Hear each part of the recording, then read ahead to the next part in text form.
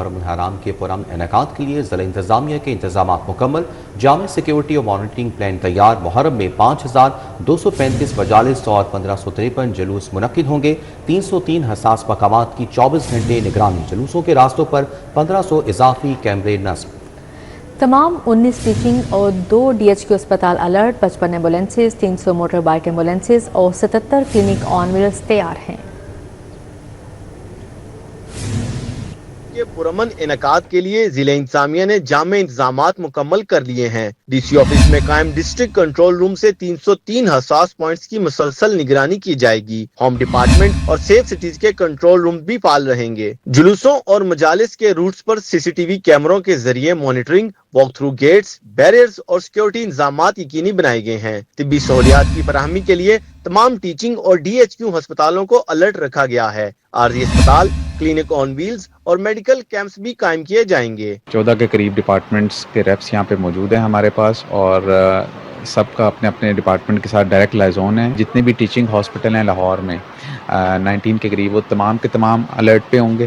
2 DHQ ہیں وہ alert پہ ہوں گے۔ تمام جو عملہ وہاں پہ موجود ہوگا، 10 ایڈیشنل بیڈ ہر ہاسپٹل میں صرف اس پرپس کے لیے ہم نے ڈیڈیکیٹ کیے ہیں۔ ستھرا پنجاب کے 1500 ورکرز صفائی پر مامور ہوں گے۔ پنجاب فوڈ اتھارٹی سبیلوں پر فراہم کی جانے والی اشیاء خورنوش کی چیکنگ کرے گی۔ انتظامیہ کے مطابق امن و امان برقرار رکھنے اور عزاداروں کو سہولیات کی فراہمی کے لیے تمام ادارے ہمہ وقت متحرک رہیں گے۔ کیمرہ ٹیم کے ہمراہ طاہر جمیل خان، سٹی 42۔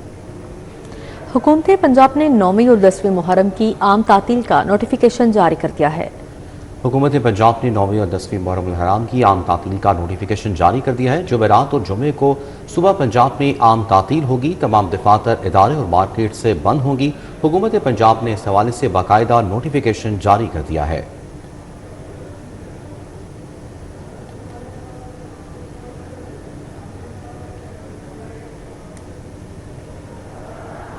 آگے بڑھتے ہوئے آپ کو بتائیں کہ روڈا پر محکمہ خزانہ کی کڑی گرفت، 150 ارب کی گرانٹ مسترد۔ روڈا کی مالی کارکردگی پر سنگین اعتراضات، اربوں روپے کا ریلیف روک دیا گیا۔ پرانا قرض واپس نہیں کیا، نیا کیسے ملے گا؟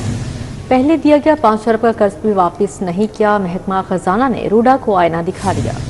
محکمہ خزانہ نے روڈا کی مالی کارکردگی پر سنگین اعتراضات اٹھا دیے۔ اربوں روپے کا ریلیف روک دیا گیا، پرانا قرض واپس نہیں کیا، نیا کیسے ملے گا؟ پہلے دیا گیا 5 ارب کا قرض بھی واپس نہیں کیا، محکمہ خزانہ نے روڈا کو آئینہ دکھا دیا۔ محکمہ خزانہ نے آمدن، اخراجات اور قرض واپسی کا پلان مانگ لیا۔ پنجاب کابینہ نے راوی اربن ڈیولپمنٹ اتھارٹی روڈا کے لیے فاسٹ ٹریک انفراسٹرکچر ڈیولپمنٹ کی مد میں 150 ارب روپے گرانٹ ان ایڈ دینے کی تجویز مسترد کر دی۔ پنجاب کابینہ نے گرانٹ کے بجائے 20 ارب روپے قرض کی منظوری دے دی ہے۔ 20 ارب میں سے 10 ارب روپے رواں مالی سال اور باقی 10 ارب روپے آئندہ مالی سال جاری کیے جائیں گے۔ دستاویزات کے مطابق روڈا نے دریائے راوی کی چینلائزیشن، فلڈ پروٹیکشن، سڑکوں، پلوں، سیوریج اور دیگر انفراسٹرکچر منصوبوں کے لیے 3 سال میں 150 ارب روپے مانگے تھے۔ تاہم محکمہ خزانہ نے روڈا کی مالی کارکردگی، آمدن، اخراجات، فنڈز کے استعمال اور قرض واپسی کے پلان پر سنگین اعتراضات اٹھا دیے۔ محکمہ خزانہ نے بھی 5 ارب روپے قرض دیا گیا تھا، مگر اس کی اصل رقم یا سود کی کوئی ادائیگی تاحال نہیں کی گئی، جبکہ روڈا نے منصوبوں کی اصل لاگت اور نئی لاگت کا تقابلی ریکارڈ بھی فراہم نہیں کیا۔ محکمہ خزانہ نے ریور ٹریننگ ورکس کی لاگت میں اضافے پر بھی وضاحت طلب کرتے ہوئے موقف اختیار کیا کہ روڈا کے معمول کے ترقیاتی منصوبوں کو صوبائی ترقیاتی پروگرام سے چلانا مالی نظم و ضبط کے خلاف ہوگا۔ اس لیے روڈا کو اپنے وسائل، نجی سرمایہ کاری اور لینڈ بیسڈ ریونیو کے ذریعے منصوبے مکمل کرنے چاہیے۔ محکمہ خزانہ کی سفارش پر حکومت نے روڈا کو فنڈنگ گرانٹ کے بجائے قابل واپسی قرض کی صورت میں دینے کا فیصلہ کیا ہے۔ ٹوکن ٹیکس نادہندگان کے لیے بڑا جھٹکا، 8.5 لاکھ گاڑیاں سسٹم میں بلاک۔ 9 ارب کے نادہندگان کی رجسٹریشن فوری طور پر معطل، مالی سال کے آخری 7 دنوں میں آر یا پار کی جائے۔ 8.5 لاکھ گاڑیوں کا ڈیٹا لاک، سڑک پر نکلتے ہی ضبط کرنے کی تیاریاں۔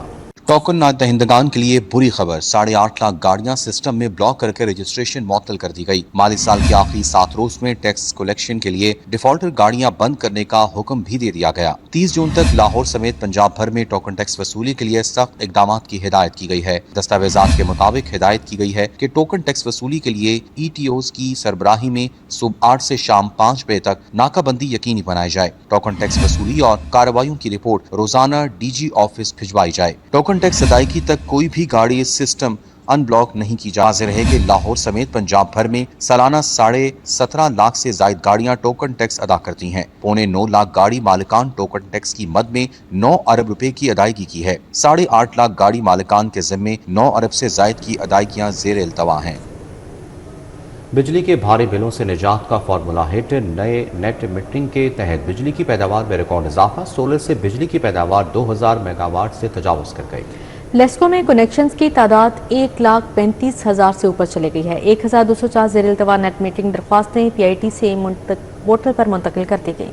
لیسکو میں نیٹ میٹرنگ پروجیکٹ کے تحت بجلی کی پیداوار میں ریکارڈ اضافہ ہو گیا۔ شمسی توانائی سے بجلی کی پیداوار 2000 میگا واٹ سے تجاوز کر گئی۔ لیسکو ریجن میں 1,35,837 نیٹ میٹرنگ کنیکشنز نصب ہو چکے ہیں۔ تاہم 9 فروری سے قبل موصول ہونے والی 1,204 زیر التوا نیٹ میٹرنگ درخواستیں آن لائن پورٹل پر منتقل کر دی گئی ہیں۔ 9 فروری کے بعد موصول ہونے والی درخواستوں پر نیٹ بلنگ پورٹل پر کنیکشنز ہوں گے۔ واضح ہے کہ 9 فروری کے بعد نیٹ میٹرنگ کی صلاحیت اور لوڈ بڑھانے پر نیٹ بلنگ ریگولیشنز لاگو ہوں گی۔ LESCO chief Muhammad Ramzan but کے مطابق صارفین کے مفادات کا تحفظ اور بروقت سہولیات کی فراہمی اولین ترجیح ہے۔ کم آمدنی والا طبقہ مہنگائی کی چکی میں پس گیا، مارکیٹ میں گرا فروشی عروج پر، شہریوں کو گھی، آئل، چاول، اجناس کی قیمتوں میں کمی کا انتظار۔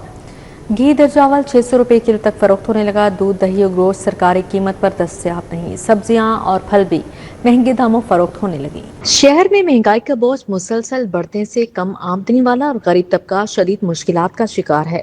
گھی، آئل، چاول، دودھ، دہی اور گوشت بھی سرکاری قیمتوں پر دستیاب نہیں۔ درجہ اول گھی 600 روپے، درجہ دوم 545 روپے، درجہ سوم 470 روپے فی کلو فروخت ہو رہا ہے۔ دوسری جانب گرام فروشی کا سلسلہ بھی نہ رک سکا۔ دکاندار سرکاری نرخ ناموں کی خلاف ورزی کرتے ہوئے اشیاء خورونوش مہنگے داموں فروخت کر رہے ہیں۔ سرکاری نرخ 170 روپے فی لیٹر ہونے کے باوجود دودھ 240 سے 250 روپے فی لیٹر فروخت کیا جا رہا ہے۔ ان کا کہنا ہے کہ گھی، آئل، چاول اور دیگر اجناس کی بڑھتی ہوئی قیمتوں نے گھریلو بجٹ کو بری طرح متاثر کر دیا۔ شہریوں نے وزیر اعلیٰ پنجاب اور ضلع انتظامیہ سے مطالبہ کیا کہ گرام فروشی کے خلاف مؤثر کارروائی کی جائے۔ قانون سازوں کو قانون سکھانے کا مشن، پنجاب اسمبلی میں اب ہنگامہ آرائی نہیں پڑھائی ہوگی۔ ارکان اسمبلی کے لیے نیا ریسرچ انسٹی ٹیوٹ قائم، ارکان اسمبلی کی کلاسز کے لیے کروڑوں مختص کیے گئے ہیں۔ ہر ایم پی اے کو داخلہ نہیں ملے گا، منصوبے کا کل تخمینہ 1 ارب 37 کروڑ روپے سے تجاوز کر گیا۔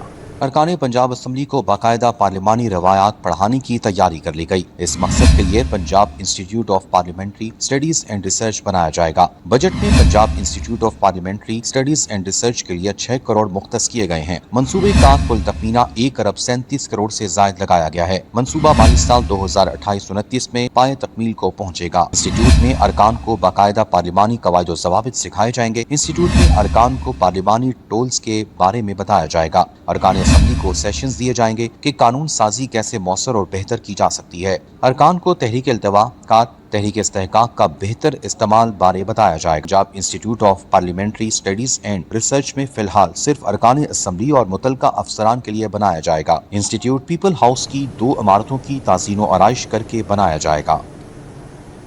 پنجاب اکنامک گروتھ اسٹریٹجی کی تیاری شروع، حکومت پنجاب 5 سالہ معاشی حکمت عملی ترتیب دے گی، زراعت صنعت پر خاص توجہ ہوگی۔ سروسز، موسمیاتی تبدیلی، ہیومن کیپٹل اور گورننس کو بھی اہمیت دی جائے گی۔ پنجاب میں 5% اوسط شرح نمو کا ہدف رکھا گیا ہے۔ حکومت پنجاب نے صوبے کی آئندہ 5 سالہ معاشی سمت کے تعین کے لیے پنجاب اکنامک گروتھ اسٹریٹجی 2026 سے 31 کی تیاری شروع کر دی۔ پنجاب اکنامک گروتھ اسٹریٹجی میں سابقہ معاشی حکمت عملی 2018 سے 23 کی کارکردگی کا جائزہ بھی شامل کیا گیا۔ نئی حکمت عملی میں زراعت، صنعت، سروسز، موسمیاتی تبدیلی، ہیومن کیپٹل ڈیولپمنٹ اور گورننس کو مرکزی فوکس ایریاز قرار دیا گیا ہے، جبکہ معیشت کے ڈھانچے، سرمایہ کاری، لیبر مارکیٹ، بے روزگاری، میکرو اکنامک فورکاسٹنگ اور سیکٹرل گروتھ ماڈل کا بھی تفصیلی جائزہ لیا جائے گا۔ سابقہ گروتھ اسٹریٹجی کے تحت پنجاب میں 5% اوسط شرح نمو کا ہدف مقرر کیا گیا تھا، تاہم حقیقی گروتھ 4.4% تک محدود رہی۔ صنعتی شعبے کی کارکردگی سب سے کمزور رہی، نجی سرمایہ کاری 11.5% GDP کے ہدف تک نہ پہنچ سکی۔ ترقیاتی اخراجات بھی مقررہ ہدف کے مقابلے میں اوسطاً صرف 2/3 تک محدود رہے۔ پولیس افسران اور اہلکاروں کے موجے الاؤنسز کی مد میں 99 ارب 82 کروڑ 48 لاکھ 61 ہزار روپے مختص کیے گئے ہیں۔ فکس ڈیلی الاؤنس کی مد میں 18 ارب 10 کروڑ 18 لاکھ اور 30 ہزار مختص کیے گئے، جبکہ elite force allowance 7 crore 47 lakh اور 26 ہزار روپے مختص کیے گئے ہیں۔ ہاؤس رینٹ کی مد میں 5 ارب 22 کروڑ روپے ملیں گے۔